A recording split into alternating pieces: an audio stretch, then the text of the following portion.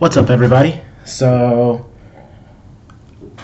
I guess I haven't done a podcast in a couple of days, mainly because I haven't really had anything to say, so to speak. Um, and I still don't feel like I have a whole lot to say, but we're gonna sit down here and see what we got and just go from there. So, let's see. Um, Good news. I have secured a collaboration with a YouTube creative person who has been focusing on the mixology and craft cocktails and stuff like that. So I no longer have to really worry about that, so to speak. It's going to make my life a lot easier as far as content production and linking to content inside the app itself. So that's pretty great. I've also got a meeting scheduled for next week, I think Monday, with a person who works at Southern Glazers Wine and Spirits, kind of talking about. I'm going to try to talk to her about how it would look if we were trying to partner with Southern, who to talk to about that, and that sort of thing like that. I've also reached out to a startup co-founding group thing to see if I can't find some more help for the development of the app part. We'll see how that works and see what that goes to. And let's see, what else have we been working on? I just emailed a gentleman who is, or a lady actually, I don't know if it was a gentleman or a lady, who is looking to sell their current liquor store. I don't really expect to, nor do I really want to own a liquor store. That's not really my business model. However, it is a lot easier to obviously adopt something new into something that you already own. So like for me to be able to just start doing delivery and producing stuff like that, I can get a lot better feel for it and make it a lot easier and more intuitive from my side of the store and make it make sense a lot better if I went that direction.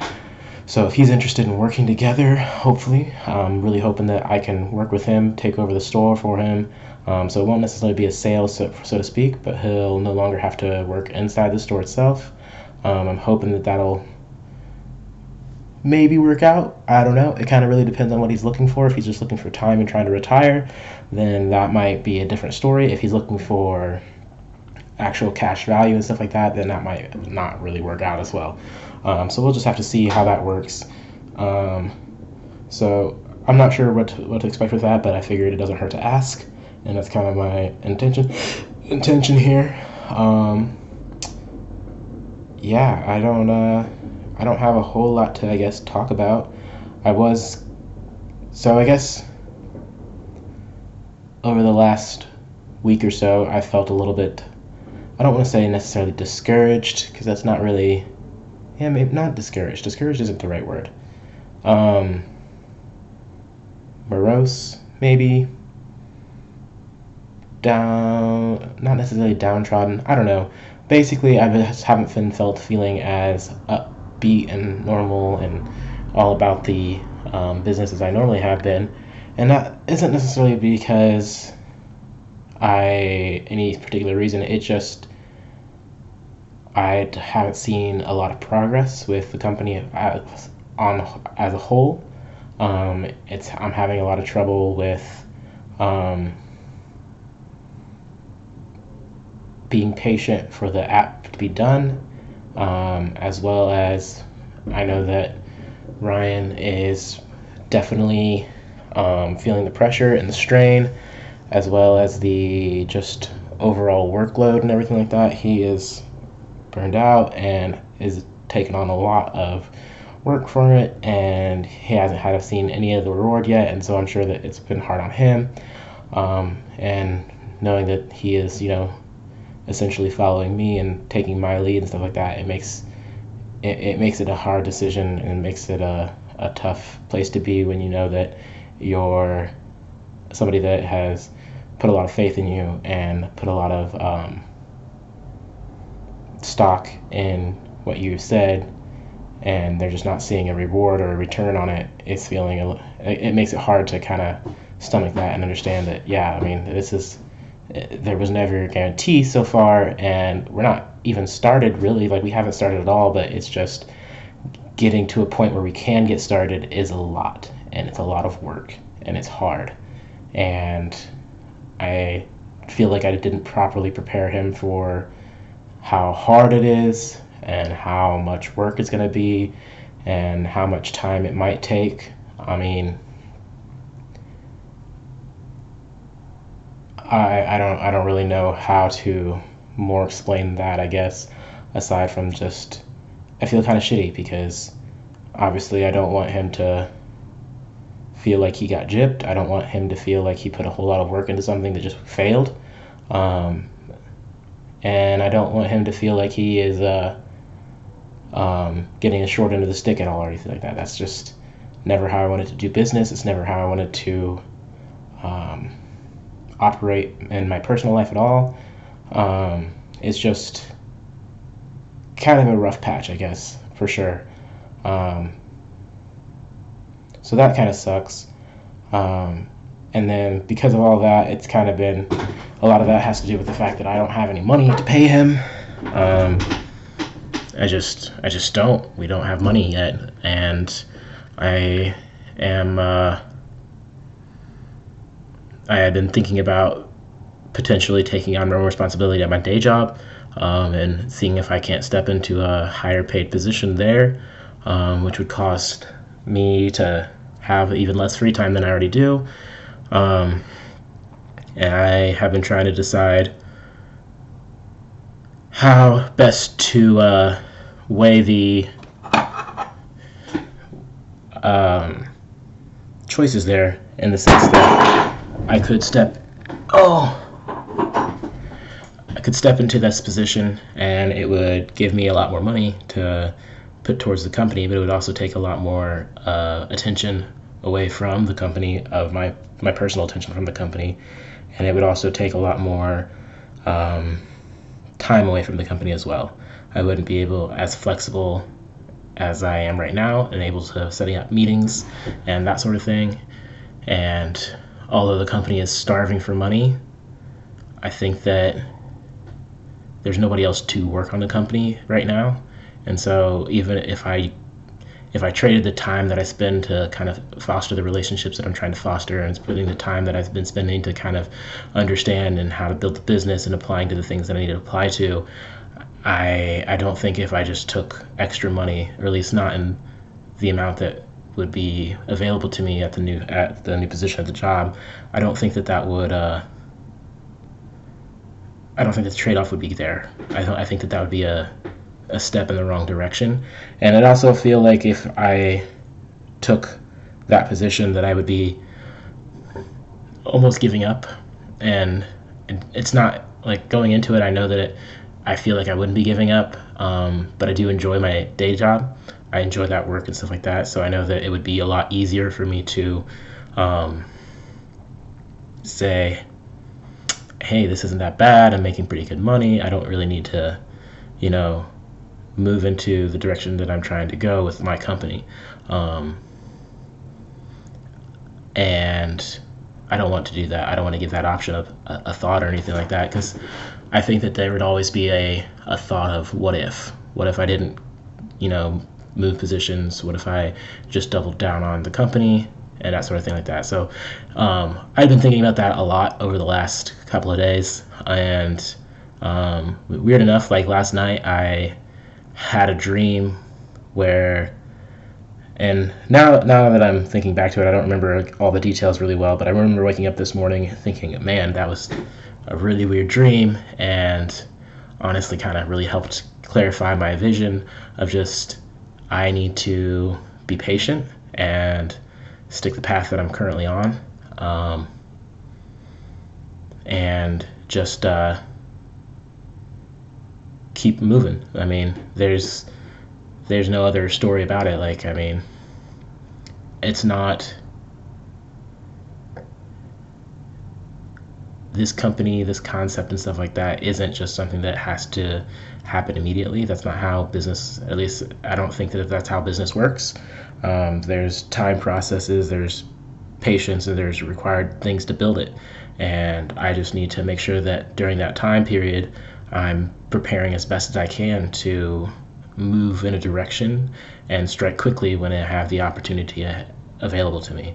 I was listening to a podcast that talked about the thing about scale, and the thing about building a business isn't about just moving quickly and all the time and massive movement and massive energy being expended all the time. It's a lot about just being patient and biding your time and striking quickly and fast when you can. The podcast gave the kind of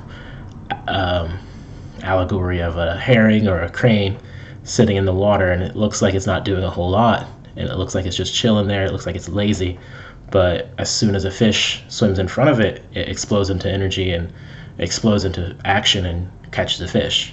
And they gave that as kind of a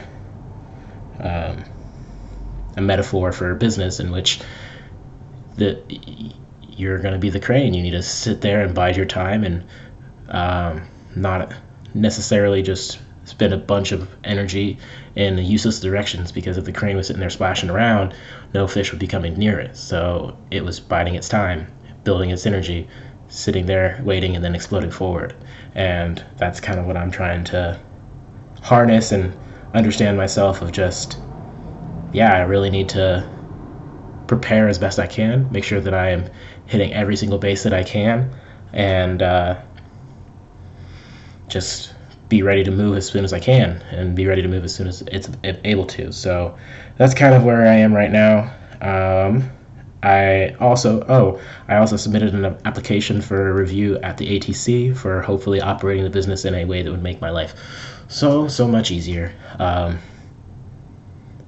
at least selling the concept so much easier to local stores and stuff like that. That would be super helpful, and I think that would be a awesome, beneficial thing. But I don't know. We'll see. I realize that I really just enjoy building businesses, so I'm not really concerned so much with, I guess, let me backtrack. I frequently and repeatedly think about the concept or the question of, what is your why? A lot of people who build businesses and a lot of people who build companies and stuff like that build them around the thing that they are passionate about. Like, singers, they go sing, they build a company in music, or they build a career or position in music. Artists, they'll paint, and they'll spend a whole lot, their entire life painting and stuff like that. People who enjoy philanthropy, you start running foundations or nonprofits and stuff like that. So I had a problem because I don't really, alcohol isn't I'm not super passionate about alcohol. Those aren't things that I'm incredibly oh my God, I love these 17 different types of bourbon and all these other 13 different types of wine, and I love reading about all those sorts of stuff. That's not really what I enjoy. I realized I enjoy the process of building a business. I enjoy learning about business. I enjoy learning about how to create a business, what is needed for a business. Those are the things that I really enjoy, and that's what really drives me. Those are the things that I do in my free time. If I see an article about business, new business tactics, or if I see an article about marketing and sales or something like that, I usually read it. I will sit there and read it for a second, because even if I'm not at work, or even if I'm in my free time, I think it's interesting to me. So I realize that my passion is building businesses, and I don't know how to best turn that into an actual business itself, aside from just building businesses. I also recognize that I think one of the things I enjoy about building businesses is the ability to impact and touch people. And I just finished a book called Delivering Happiness by Tony Hsieh. He was the co-founder and CEO of Zappos, the shoe brand or shoe reseller or marketplace, or however you want to call it. And he talked about how his mission statement for the company changed several times, to where it finally centered on delivering happiness or something along those lines, where he focused so much on the customer service experience as well as the culture within the company that was really what he was focused on. It was delivering the shoes and delivering the product and stuff like that. That was almost a secondary piece. That was like, yes, we have shoes, we have good shoes, but the piece of business that they loved, the piece of business that they thrived at, was figuring out ways to wow their customers, figuring out ways to make their employees and the people that work with them super happy, making good partnerships and stuff like that. And I also really love doing that. I love seeing people who are happy to go to work. I love seeing people who are happy to be at an establishment. I think that's why I'm in customer service as it is right now. I'm a manager at a restaurant, and I take that really seriously. I really genuinely want the people that work at the restaurant, that work for me, to not wake up every morning and hit the snooze button 16 times because they're miserable going to work. I mean, yes, we are at a breakfast restaurant, so we wake up really early, so people still want to hit the snooze button. But I want them to, when they go to work, to be like, yeah, I don't mind working here. This isn't a bad job. I like it. I like working here. And it's, if they're in the process of finding something better, or if they're in the process of going to school or trying to figure out what they want to do with their life, I want them to have some place that they can genuinely enjoy going to earn a paycheck while they figure out the rest of what they want to do with life. Or if they want to sit there and ends up being what they want to do, I want them to have a place to come to that. And on the flip side, I also want my customers and the people that come in and the guests and everything that experience that to have a really good experience. Now, obviously, there's those we all have those guests. Every company has those guests, but I found that most of the time, those guests aren't really that bad. They just have had bad experiences in the past, and that's caused them to be jaded and caused them to just kind of be rough guests. And so I always make it a game to where, if somebody's like, hey, this guest is really terrible and this guest is really hard or something like that, I like to try to make it to where they love me, or they love this restaurant, or everybody else, they hate everybody else, or they never like going anywhere else, but they love coming here. And that's always been a goal of mine. So building businesses around that kind of central pillar of my passion, I think, is what my why is, and that's something that I have taken a long time to kind of figure out and track down. So yeah, that's kind of, I guess, the podcast today. That's the wrap up. So if you have any questions or thoughts that you want me to talk about during the podcast, I would love to hear them. Honestly, this has so far just been kind of me relaying and kind of documenting my process and the things that I've been through so far. But I would so very, very, very much love to have some interaction with the people who do watch, or the people who do listen. If they have questions, if they have thoughts, or they have, anything that I've already experienced or have a thought on, I would love to interact with you guys on that too. You could also interact with us on Twitter too. So any of those things would be awesome. So thank you guys for listening. I appreciate it. And you have a great day. All right. Thanks so much.